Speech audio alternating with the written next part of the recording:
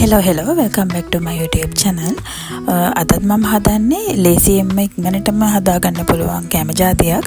අනිත් එක මේක හරි රසයි. ඔයගොල්ලෝ අහලා ඇති කිරියාප්ප කියලා කියනවා.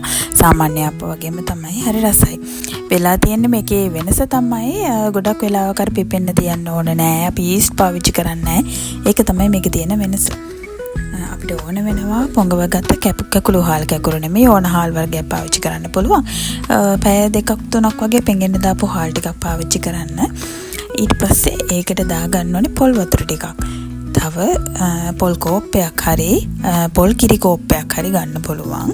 ඊට පස්සේ ලුණු සීනි ඒවා අපේ රසපදමට ගන්න.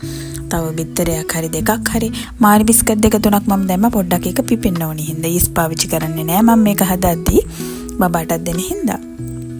තව පාන් පිටි ටිකකුත් පාවිච්චි කරලා ටිකක් මේක ගන්නට ගන්න ඕන නිසා දැන් මේ හදාගත්ත මිශ්‍රණය හොඳට බ්ලෙන්ඩ් කරගන්න ඕනේ. බ්ලෙන්ඩ් කරද්දී හොඳට බලන්න කලවම් කරලා යට අඩිය එහෙම හාල් ඇට වගේ ඉතුරු වෙලා තියෙනවද කියලා. හාල් ඇට නැති වෙනකම්ම කුඩු ගතියට එනකම් ඒ කියන්නේ පිටි ගතියක් එනකම්ම හොඳට බ්ලෙන්ඩ් කරගන්න.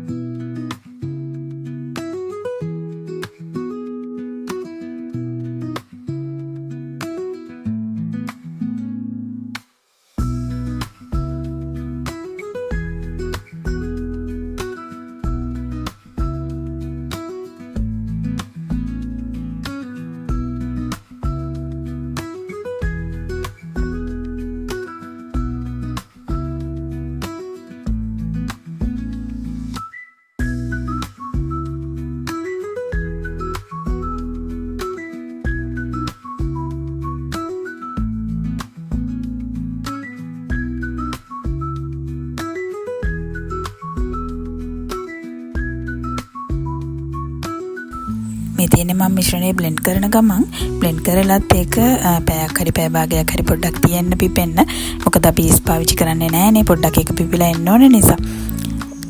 පිපුණාට පස්සේ පොඩ්ඩක් හොඳට තාච්චියක් පදම් කරලා අරගෙන අපි ආපහදන තාච්චිය තියෙන්නේ.